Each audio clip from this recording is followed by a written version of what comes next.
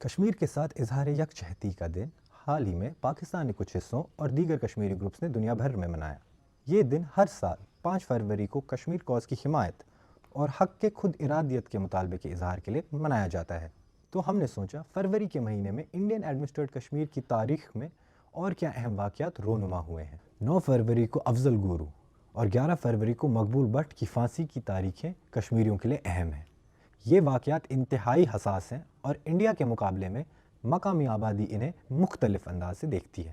افضل گورو کو 2001 کے Indian parliament پر حملے میں مبینہ طور پر ملوث ہونے کے الزام میں 2013 میں پھانسی دی گئی۔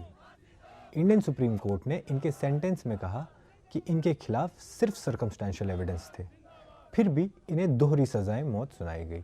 دلی کے تہاڑ جیل میں ان کی پھانسی کا مقصد سپریم کورٹ کے فیصلے کے الفاظ میں to satisfy the collective conscience of the society, یعنی کہ معاشرے کے اجتماعی ضمیر کو مطمئن کرنا تھا۔ کشمیریوں میں بابائے قوم کے نام سے مشہور مقبول بٹ کو 1984 میں پھانسی دی گئی تھی۔ انہیں وادی میں آرم ریزسٹنس کے بانی کے طرح پر دیکھا جاتا تھا اور لنڈن میں ایک انڈین سفارتکار کے قتل کے کچھ ہی دن بعد انہیں پھانسی دے دی گئی تھی۔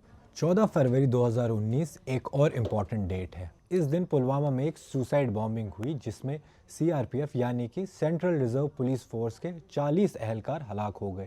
اس واقعے نے انڈیا اور پاکستان کے بیچ میں ٹینشن اتنا بڑھا دیا کہ تقریباً جنگ کا ماحول ہو گیا تھا۔ اس کے بعد اسی سال اگست میں انڈین حکومت نے آرٹیکل 370 منسوخ کر دیا۔ 23 فروری سے کشمیریوں کی تکلیف دہ یادیں وابستہ ہیں۔ اس دن 1991 میں کنن پوشپورہ کا واقعہ ہوا تھا۔